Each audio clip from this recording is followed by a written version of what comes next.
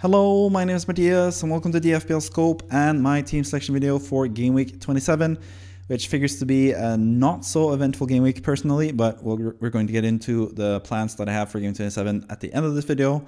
Before then, we're going to go through a couple things. Firstly, I'm going to go look at my Game26 score and take a look at how the game week went. I'm going to talk a little bit about my team in general.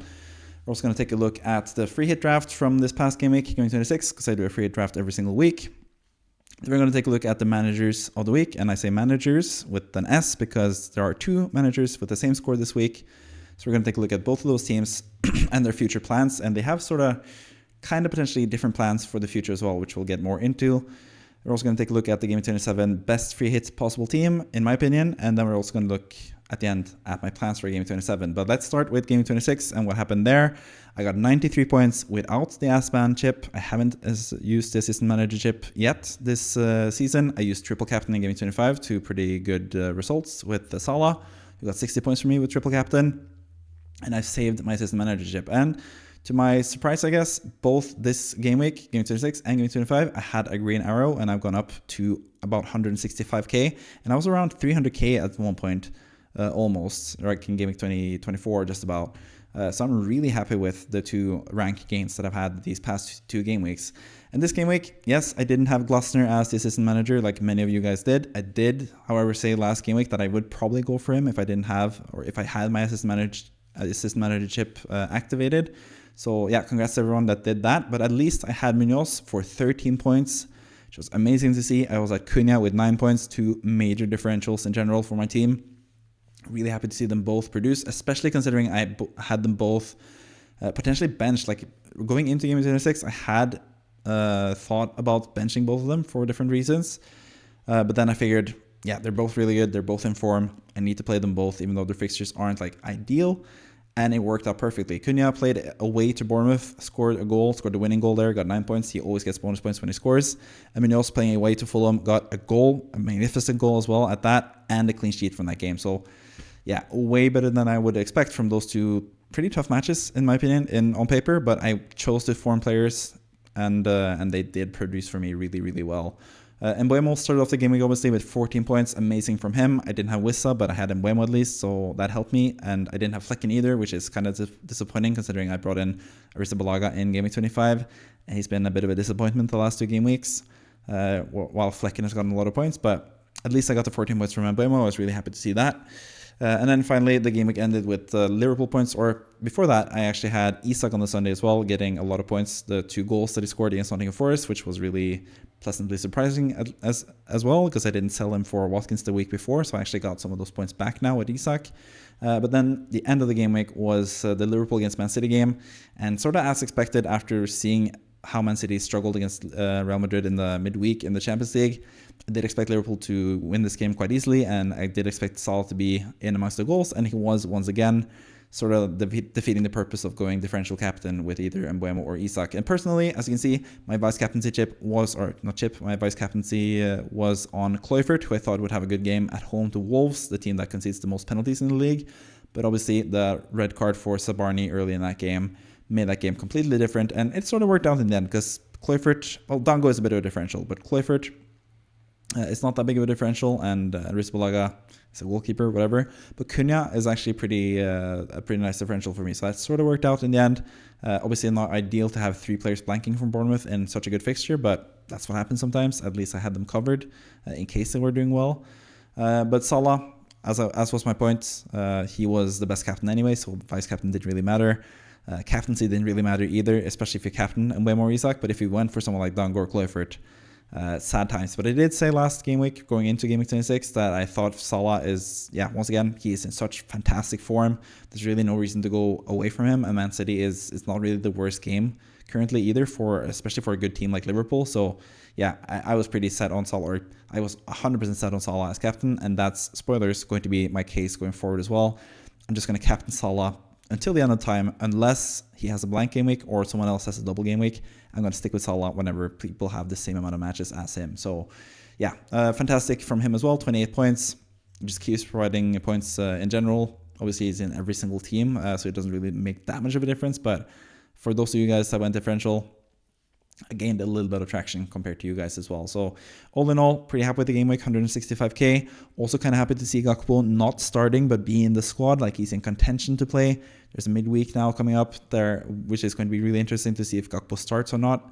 And that's going to be interesting as well for what happens in Gameweek 28 with Gakpo when Liverpool play against Southampton. So yeah, interesting to have him. I'm quite happy that I have him as a differential for now at least, but we'll see what happens when the next two fixtures come around and see what he does there in those fixtures. But yeah, my score of 93 points without the assist manager chip, without any chips at all basically. Really happy with that, really happy with the score in general. So yeah, on to bigger and better things. Now let's see how my free hit draft for Gameweek 26 compared, where I tried to select what I thought was the ideal team for Gameweek 26. But as you can see, it was less than ideal than my own team, which happens sometimes, even though I mostly do better on the free drafts, obviously, because you have unlimited transfers. Sometimes your own team does better, like with me, where I had Munoz, who I didn't expect to get 13 points, compared to Pedro Porro in this team, for example, who got 1 point because he got injured pretty early in the game. And obviously Cunha as well in my own team. Like I had some differentials that did really well for me. So 86 points with this team. Going through it for Bruggen in goal. Kept the clean sheet. Was nice for him. 6 points from him. Both Arsenal players, the defenders against West Ham, did not expect them to concede or at least like not lose the game. So yeah, kind of surprising to see both Gabriel and Timber concede against West Ham. But that's why Jerry Bowen is one of the best players in the Premier League, in my opinion, in my humble opinion as a West Ham fan. But yeah, 2 pointers from both Arsenal defenders. Pedro Porro had to be subbed off injured early on against Ipswich. Salah captain here as well, obviously, and Buemo with 14 points here as well. Mitoma, nice guy to have against Southampton, 8 points for him. I did expect him to score, and he did, even though he missed also a pretty big chance, so he could have had more points. Clifford, like I mentioned, thought he was going to have a good game week against Wolves with the penalty taking for him. One area as well, I thought Arsenal would just be better against West Ham, but yeah, really struggled without a proper striker. Marino didn't work out 2 game weeks in a row. And one area was kind of a dud as well. Didn't really do much and limped off injured, or slightly injured at least, as a sub pretty late on in the game as well. Isak with 13 points. I did have faith in him, even against Nottingham Forest, because Isak is just in such fine form. And I also had 8 points from Wissa, which could have been more. There has been like a bit of a controversy around whether he should have had an assist or not. And personally, I think I'm leaning towards it should have been an assist, but it's so difficult to choose or decide. So I sort of get why it just ended up being nothing basically in the end. But yeah, kind of unlucky for Wissa owners once again, but at least he got some points this time around. He did score a goal, which was also kind of a lucky finish after a really nice setup by Damsgaard, by the way, which was really nice. On the bench, Dubravka, who lost his place all of a sudden now for Newcastle, and then Nick Pope did like a major mistake to concede against Nottingham Forest early. They conceded 3 goals against Nottingham Forest, so it'll be interesting to see who is the starting goalkeeper for Newcastle going forward, but I think it's just a stay away now. You want to go for the likes of Hall, Gordon, and Isak if you want to triple up on Newcastle from game 28 onwards, especially if you're on a free hit in 29, or yeah, especially if you are on a free hit in 29. Or from game 30 onwards if you're not free hitting in 29. So yeah, Dubravka and Pope would probably just stay away because it's not really a certain number one at this point of the season, basically. Beto scored a goal, got 6 points. Expected more after he scored so early against Man United, and Everton were all over them. But then all of a sudden, Everton crumbled after Man United scored from a free kick. Kirkus with 1 point, conceded against Wolves, obviously. Got 1 point. He also got a yellow card, if I'm not mistaken. And Mikolenko with 1 point as well after conceding 2 goals against Man United. Was also on my bench. So that was the free hit squad this time around. All in all, throughout the 26 game weeks that I've done a free hit draft so far this season, it has accumulated 1,814 points, which would give a rank of around 57 or 58k just about overall, if that was the case for the whole season, which is better than my own rank. But then again, not like the best considering it is unlimited transfers. So it just tells you that even with unlimited transfers, it is difficult to choose the best possible team, because sometimes, as you can see here, Man United or Arsenal lose to West Ham, which was unexpected. Bournemouth don't do well against Wolves, which was unexpected, and that's just some things that happen sometimes. Pedro Porro got injured. It's tough to predict single game weeks, and that's a bit of the case here with the free hit draft. But let's take a look at someone that did do really well in this past game week, and that is the manager of the week, or one of the managers of the week, which is this time around Alex Rolls, who got 114 points in total. 2 transfers made, including a transfer for a manager from Emery to Glasner. Perfectly executed, 12 points gained there from that transfer alone. Ahmad to Dango, I thought that was a good transfer, at least earlier in the game week, but then later on in the game week, or leading into the game week, we got to know that Evan Nilsson was on his way back, and Dango is not looking quite as good anymore. But I still think he could be a really good pick. He has been in really good form and been a good striker for Bournemouth, so I think he should get some playing time going forward as well for the next few game weeks at least.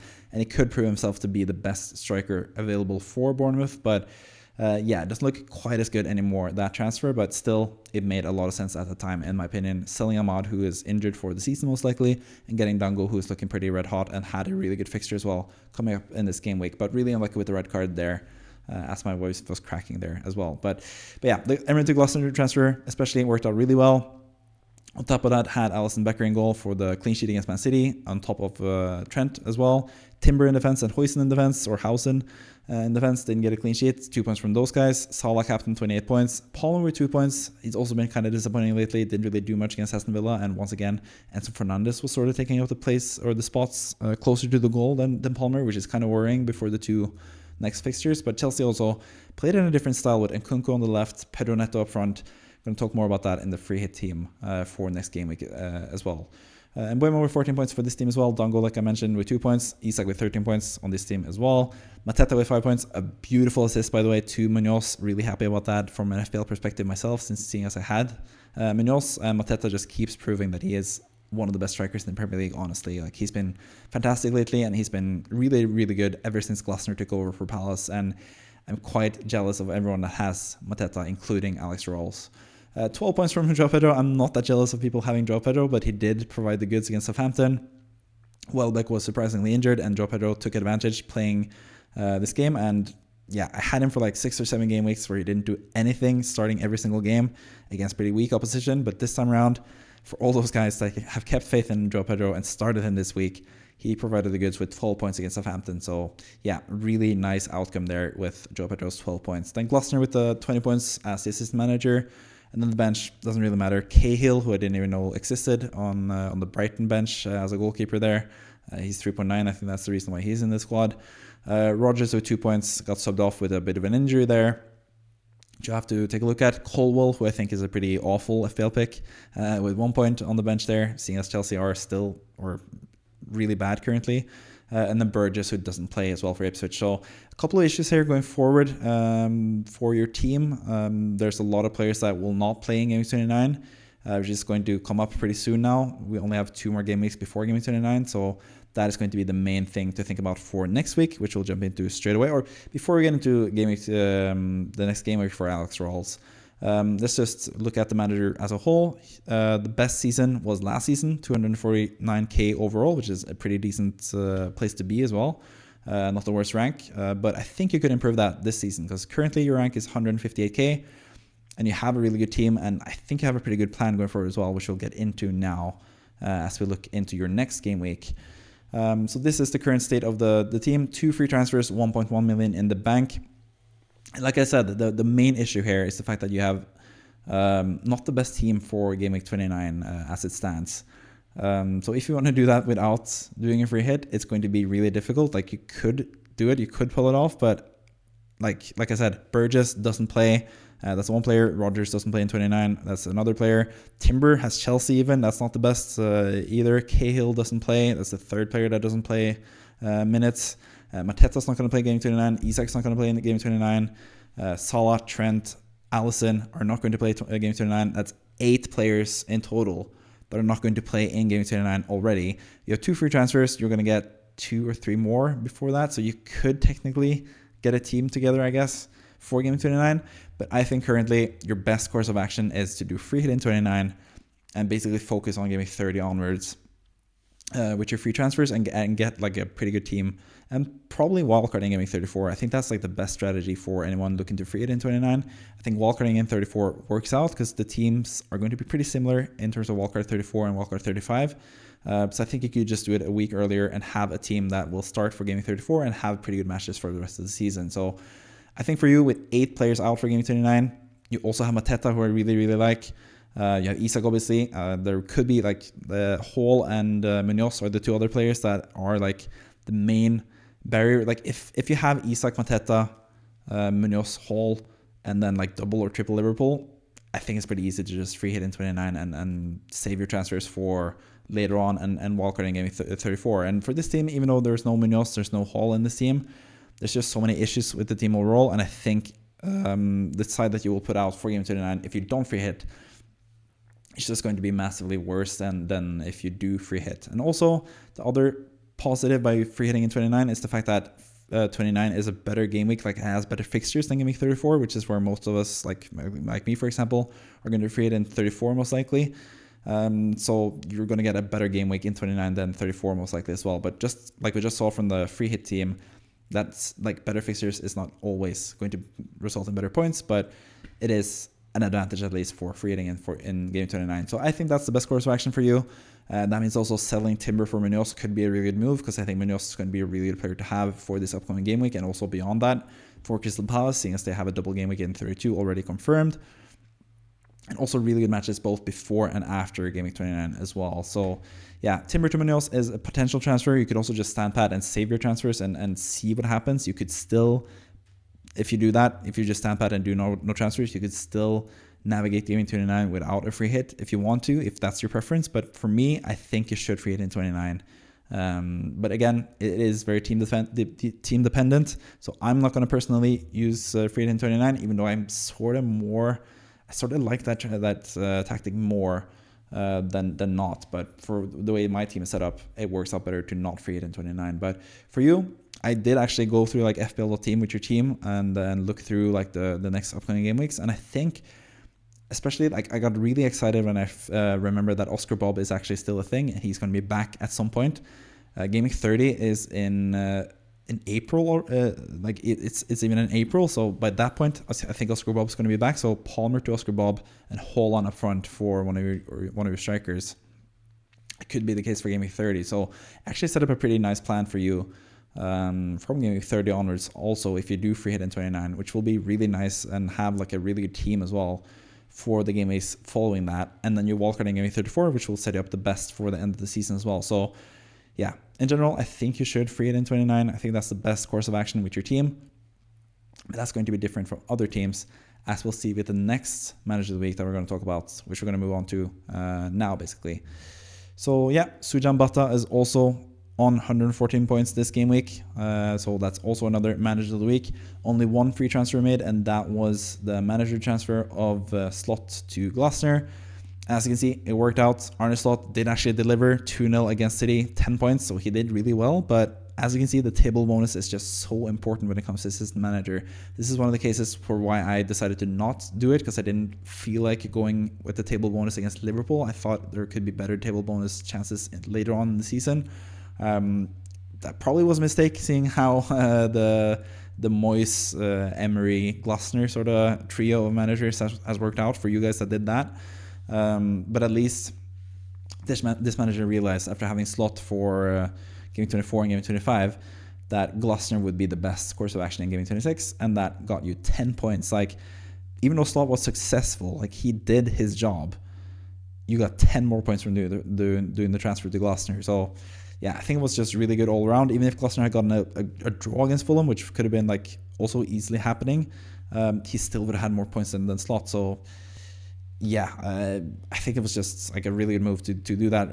Regardless, like that's what we learned, I think, from this past game week, especially like going for the table bonus is always preferable. Like anyone that went for Arteta instead had like 10 points as their best possible thing, and it could fail as well, which happened, where Arteta got 0 points this week as the manager. So going for Glasner was definitely the right decision. On top of that, you also had Munoz with 13 points, Mateta with 5 points. So Crystal Palace really delivering the goods for you this game week. Also had the double up with Mbeumo and Wissa for Brentford, getting a lot of points. Isak and Salah also getting points. Salah as the captain, Trent with 6 points on top of that as well.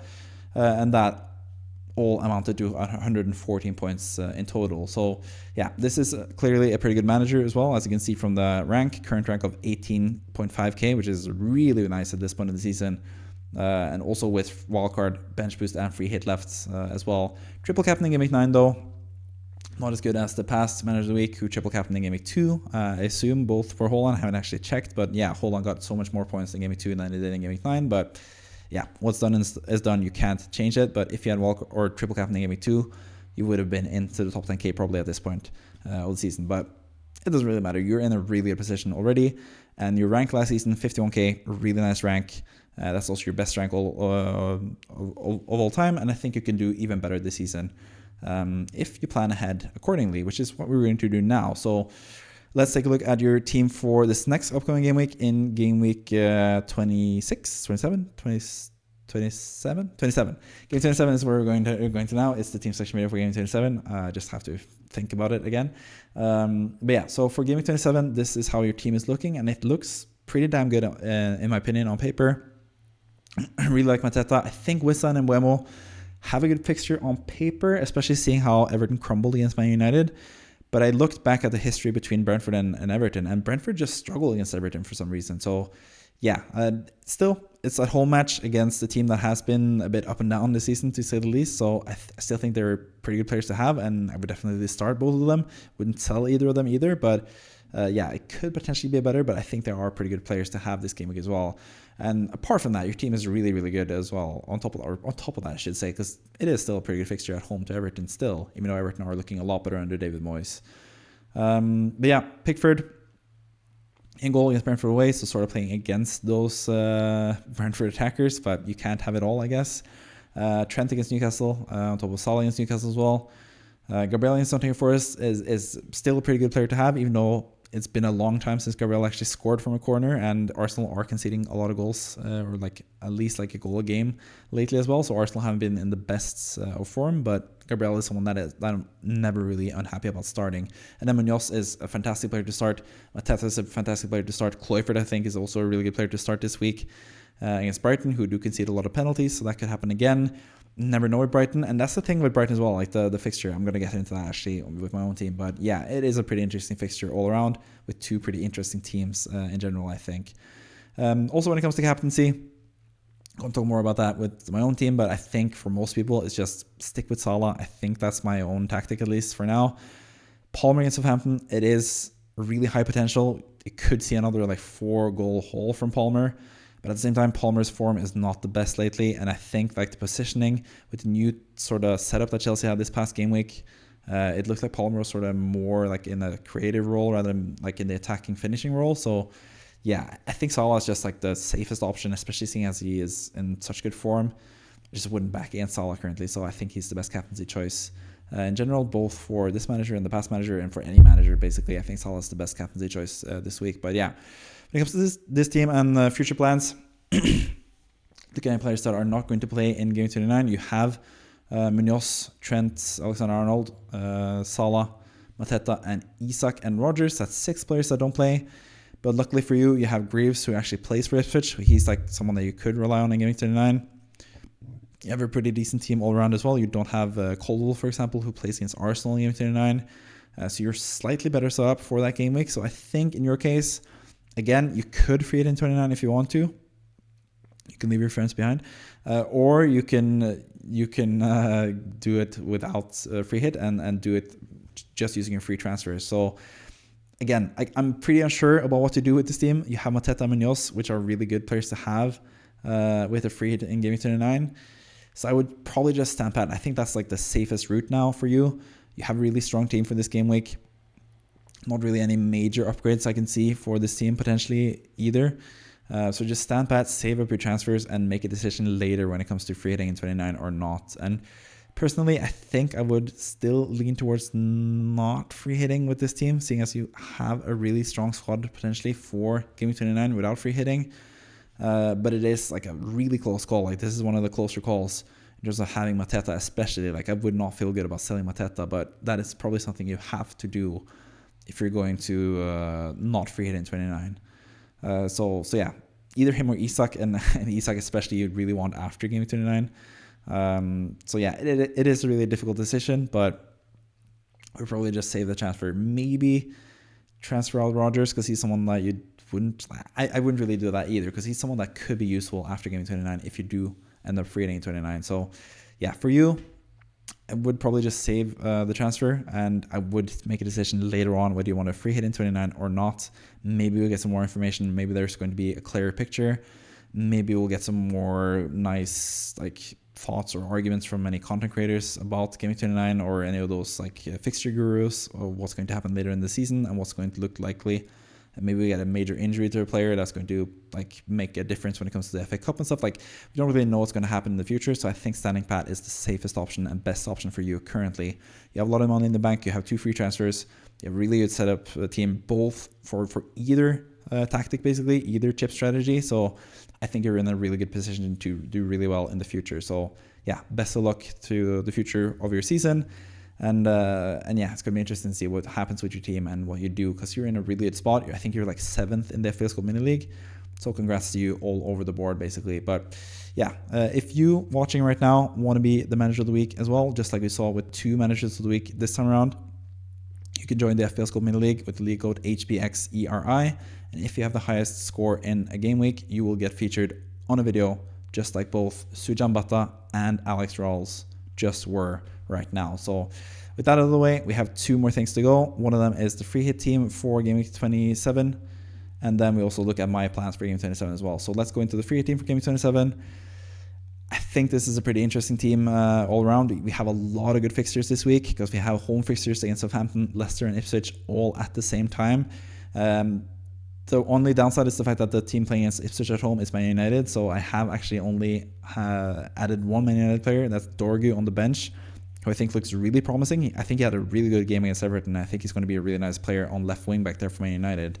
Bruno Fernandes was also in contention. I think he could be good, but I just haven't been like super impressed by him or Man United. Like, they didn't really create much for like 70 plus minutes against Everton, and I don't think I would go there currently. But yeah, let's just go with the team and go through the players one by one, starting with the goalkeeper. We have Jurgensen from Chelsea. I have not had the best time with Chelsea goalkeepers this season, as you've probably seen if you've watched this channel. I had Robert Sanchez from Gameweek 6 all the way up until Gameweek 25, and that was just horrible. I went for him over Sels on wildcarding Gameweek 6, one of my biggest mistakes of the season. And then when I decided to sell Sanchez, I brought in the Bournemouth goalkeeper, which is incidentally Kepa Arrizabalaga, who's also a Chelsea goalkeeper on loan to Bournemouth. He's blanked 2 game weeks in a row. And now I'm proposing Jurgensen as the goalkeeper. But that's basically just down to the fixture. They play Southampton at home, and I figure you should have a defensive asset from Chelsea in that game. Jurgensen did mess up this past game against Aston Villa and conceded like the winning goal for Aston Villa on like a really bad mistake. But Maresca said that he's going to play in this next game week. So yeah, we'll just have him as a cheap goalkeeper against Southampton at home, the easiest team to play against in the league. So yeah, just figured you need a Chelsea defender. So Jurgensen makes the most sense, even though I have a terrible time with Chelsea keepers this season, basically. Trent, I think, is a really good player to have. I think Newcastle, despite scoring 4 goals against Nottingham Forest, I think they will set up much more defensively against Liverpool, trying to ride out like a defensive result there and try to get like grind out like a 0-0 result. So I think Trent will be actually pretty good when it comes to clean sheet and potentially also attacking returns, which is always the case with Trent because he's such a good player. He's a high-scoring defender for a reason. I think he's a really good player to have this game week in general. Aaron Wan-Bissaka playing as like a right wing back currently for West Ham had a really, really, really nice assist against Arsenal. He's been so good offensively as well as defensively for West Ham. He's been the West Ham player of the year, player of the season so far. And he is looking really good in that right wing back role, playing with 3 players at the back like West Ham did this past game week. So I really like the look of Wan-Bissaka, especially for this game week against Leicester at home. That's a really good fixture for him, so I have him in the starting lineup. Also have Munoz in super good form against Aston Villa at home. Not the best fixture, but it is a home fixture, and Palace are just in really good form in general, and Munoz has been really good when it comes to goal scoring and assisting and clean sheeting and everything. He's amazing. Salah as the captain, like I said, easy captain's choice every single game week. He's going to be in the free draft every single game week as well as the captain, unless it's a blank or a double, which is not the case in Game 27. Palmer, nice vice captain option against Southampton at home. It is Southampton, so you could definitely see him score goals and do well there. Bowen against Leicester at home, really jealous of everyone that can get, or anyone that could get Bowen this game week, because I think he's in, I don't think he's in fine form. He is in super good form. Scored the winner against Arsenal, scored against Chelsea not too long ago. Leicester, which is a really bad team. And the opposite fixture against Leicester, West Ham actually lost, but Bowen was so close to getting plenty returns that game week. So Bowen is also a really nice player to have for this game week, I think, at home to Leicester. For a West Ham team that is looking better and better under Potter, at home with the Arsenal fixture just recently in memory as well, I think this is going to be a good time for Bowen against Leicester at home. Then we have Pedro Neto, who I think is a really nice player to have for games 27-28 especially. He played as basically a striker for Chelsea this past game against Aston Villa. Got an assist as well, got involved in a lot of stuff. Had some big chances and all that stuff. Like, he looks really good in that position. So he's also someone that is looking really nice. Both Bowen and Neto. You're going to see the weekly wildcard drafts team tomorrow, and both of them are in strong consideration to be in that team, to say the least. So really like the look of Neto. I think he's the best extra option in attack for Chelsea now that Nicholas Jackson is out injured and Kunku was shunned off to the left and Neto is playing up front this past game week. So I think he's going to have a really good time against Southampton at home, and I think that's a really enticing player to have this game week, especially. So Bowen and Neto looking really good in that midfield. Mateta, just a huge fan of him and Crystal Palace currently. Aston Villa are a bit shaky at the back, so I think Mateta could do really well this game week. Then we have Marmoush against Spurs. I figured we should have someone against Spurs, even though they have won 3 games in a row and they are sort of a bogey team for Man City. I think I want a Man City player against Spurs, which have been a really lackluster defense this whole season. We still don't know if Haaland is back or not yet, so yeah, I'm going to stick with Marmoush. He's going to play at least whether he plays with Haaland, which he scored a hat-trick last time he played with Haaland, or if he plays as a lone striker, taking free kicks, corners, and potentially penalties without Haaland as well. I haven't really thought about that either. I think he's just a really good option against Spurs, which is a team that City should beat normally, and they should strike back and do well now after 2 pretty disappointing, sort of disappointing results, but sort of expected results as well against Liverpool and Real Madrid. But now that they're facing an easier team, I think Marmoush could do really well. And then finally, Cunha against Fulham, just in really good form, scored in the 2 past game weeks against Liverpool and Bournemouth, 2 really tough fixtures. So even though Fulham is a pretty tough fixture, they just lost 2-0 to Crystal Palace. They could easily see Cunha scoring this game as well. So I really like him as a striker option for this game week. And then the bench is really strong as well. I think Jose Sa against Fulham at home, not the best goalkeeper, but he's really cheap, so that's why I picked him basically. And Mbeumo against Everton at home, like I said, Mbeumo and Brentford haven't been the best against Everton in the past, but Mbeumo's in really fine form, and he just showed against Leicester what he can do, and yeah, he's just a really good player to have in general. So he also was really close to making the starting 11, but I just had him benched over Cunha and Marmoush. I think were the closest ones to be benched, but yeah, Mbeumo's on the bench as the first bench guy in case one doesn't play. Dorgu, like I mentioned previously, looked really good in the past game for Man United, up and down the left, only 4.5, really nice option there. And I also want to highlight Scarles for West Ham, who had a fantastic game against Arsenal, 4.0 he is in Fantasy Premier League, most likely going to be the starting left back of the future for West Ham, so he's looking really nice. And West Ham have Leicester at home, so I think he's also a really nice player to have in general as a backup in case you need it. So that's my free draft suggestion for Game 27. A really strong team. I would be really surprised to see this Game 27 free hit draft do worse than my own team, but who knows. So let's check out my own team in comparison and see where I might be lacking and where I might do changes, but most likely I'm going to do 0 changes because this is my team. So yeah, this is my current team, as you can see. 2 free transfers, 0.0 in the bank, not much wiggle room when it comes to transfers and stuff, but I do have some pretty nice players. In goal, I have Kepa Arrizabalaga against Brighton. Again, Brighton, really tough to figure out what they are going to do. They can win 3-0 one week and lose 7-0 the other. It's impossible to predict what Brighton will do. It is pretty easy to predict what my goalkeepers will do, though, and that's concede, because that's what they've done all season. So I'm sort of expecting a 2-pointer from Arrizabalaga. Both Trent and Munoz, which were in the free hit team as well, so obviously I really like them for this game week. Gabriel against Nottingham Forest, I think that's a decent player to have as well, especially last season when Nottingham Forest were really bad and conceded the most set piece goals as well. That would have been a really nice fixture for Gabriel, but we know that now. That's a bit of a different case. Could be pretty interesting actually, because Nottingham Forest are right on the heels of Arsenal and could actually get closer to them on second if they beat them, but I do think Gabriel is still a pretty decent pick to have this game week. Then we come to the midfield and attackers, which is looking pretty nice this game week as well. I'm pretty happy with the squad actually. Looking at it, Salah captain, like I mentioned a couple times now, no brainer for me. I'm going to captain Salah for the rest of the season unless it's a blank or a double where he plays less games than someone else.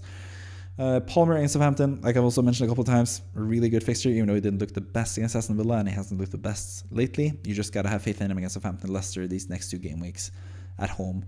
And Mbeumo against Everton, again, good fixture. Maybe not the best history for Mbeumo, but at least he's in good form, so that's a good fixture for him.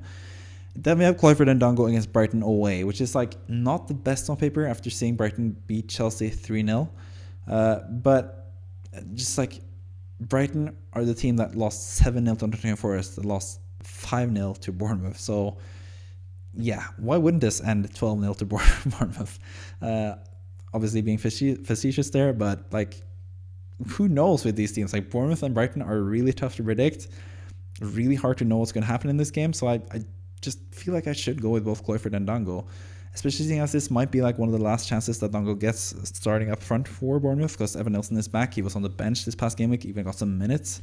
So I'm not really feeling too good about the minutes for Dango especially, and Cloyford, I think he's just going to continue like all season. He's going to play like 70 minutes and get subbed off. That's basically his role this season, whether it's Evan Nilsson back or not. I think he's going to have that role. He's going to be the penalty taker whenever they get penalties on those 70 minutes that he plays. And Brighton, like I mentioned previously as well, is the team that has conceded the second most penalties in the league with 6. So you could easily see a penalty given away here as well, especially like seeing Bournemouth's like high pressing style against a Brighton team that likes to play out from the back and has sort of struggled with it. And as I'm saying that, I sort of want to just look at what happened last time around. Those two players or those two teams faced each other, because like on paper, stylistically, it should be pretty well set up for Bournemouth with their high pressing style. So I just want to see what happened the past time that they played against Brighton. That was all the way back in Game Week 12. And Bournemouth actually lost 2-1, which is kind of surprising. But that was back when Brighton were pretty good. They beat, I think, Bournemouth and Man City in like 2 game weeks in a row. Brighton, like I said, just impossible to gauge. So yeah, don't really know what to make of Cloyford and Dango, both long-term and for this game week. But I don't think they're the worst options to have either, even though I didn't have either in the free hit draft that I just presented to you guys right now. Isak against Liverpool, like, it is a pretty tough fixture on paper. Obviously not ideal to have him going up against Trent. But to Isak's credit, he has been in tremendous form as well. And also the fact that he has actually scored in like every single game against Liverpool so far. I think like the first game he had against Liverpool, he had a goal disallowed for like a minuscule offside. But since then, I think he's been really good against Liverpool. Even last game earlier this season, when people thought he was going to be injured for that game, he actually played and scored in that game. So he could do well. And I think he's like a decent player to have this week, even though him as well didn't have him in the free draft either. Then we have Cunha, who was in my free draft. I think he's a really good option this week, even though Fulham are a pretty good defensive team. But Cunha is in really good form, and Wolves tend to score a goal at least per game. So why wouldn't it be Cunha to score, especially seeing as he's on set pieces and penalties as well. So he's a really nice pick to have this game week all around. On the bench, Fabianski, who's a dud. He's not going to play for West Ham. Areola has looked better lately. He's not going to relinquish his goalkeeping duties for West Ham. Gakpo, which is the interesting one. Like, he is the one that I have thought about putting into the team, but I think also, seeing as he came off the bench just now, he has been injured. I'm not sure he's going to start this game week, and I'm sort of hoping he's not going to start, so he's going to be ready to start against Southampton in Game Week 28 instead. So I'm just going to bench him and hope that he doesn't start and doesn't really do much. Maybe he comes in and looks pretty good, and then it's ready to start for Game 28 against Southampton. I think that's what I'm going to hope for now, but I think like Dango is not going to be as good in Game 28. He's going to be better in Game 27 with Evan Nilsson coming back from injury. And Gakpo is going to be not as good in Game 27, but better in Game 28, seeing as he is coming back from injury. So I think Dango this game week, Gakpo next game week, Game 28 is going to be the best case for me. So I'm going to bench Gakpo, I'm pretty sure. But yeah, I might be tempted to sub out someone else, but it could potentially be, I don't know. Yeah, I'm probably just going to bench Gakpo and hope that he doesn't play and is ready to play against Southampton in Game 28 instead. The final 2 bench spots, the final 2 defenders that I have as well, are Mikolenko against Brentford away and Castagna against Wolves away. Like I mentioned, Everton have a pretty good record against Brentford, so I wouldn't be too surprised to see them keep a clean sheet like they did earlier this season when Brentford got a man down pretty early in that game. So yeah, Mikolenko on the bench in case I need him. And then Castagna as my final bench option in case I need him as well. But I'm also obviously hoping that Cunha is going to score. So that's my team for Game 27 as it stands. Pretty happy with the team. Not like any player that I feel a huge need to remove. So yeah, probably just going to stand pat, like I told the last manager of the week as well. Standing pat and just like gauging what to do with Game 29 is the best option for a lot of managers currently, especially if you have a team looking pretty decent just like this. I think saving up transfers is the best course of action, and that's what I'm going to do personally as well. And yeah, just sort of try to go through my plans for the next few game weeks using FPL.team and see what I want to do. I might still free it in 29, but I think I'm way more set up for using free transfers to get through Game 29 and then do a wildcard potentially Gameweek 30. I have my assistant manager chip left that I'm going to use between Gameweek 31 and 33, or between Gameweek 32 and 34 most likely. So yeah, that's probably my plans going forward. So yeah, basically. So yeah, I think that's pretty much it for this game week as well. I've talked for about 40 minutes in total. There's a lot of stuff to get through with 2 managers a week. That's just what happens sometimes. We're also in a really interesting period in FPL with a lot of like blanks and doubles and chip strategies and different things and transfers. Like there's so many things to think about going forward. So yeah, try to stay tuned to this channel. I'm going to try to be pretty consistent when it comes to uploads going forward. I've been a bit inconsistent all season, both in terms of my uploads and in terms of some other personal life stuff, getting in shape and stuff. I want to be in better shape, but that's beside the point. Anyways, subscribe if you haven't already. Like the video. That would be really nice for the algorithm and stuff. Comment down below. That would also be nice for the algorithm. Also, especially if you have some interesting thoughts about like how to navigate Gameweek 29. If you have questions about what you should do with your own team, considering which players you have blanking in 29 or not, please let me know down below in the comments and I'll try to respond to them. And yeah, with all that out of the way, thank you for watching as always. I hope you've had a good time watching this video, and I hope you have a good time with the quick game week turnaround between game week 26 and 27. I am, certainly. I think it's pretty exciting times in FPL ahead, so I hope you do too. Thank you for watching. See ya. Bye bye.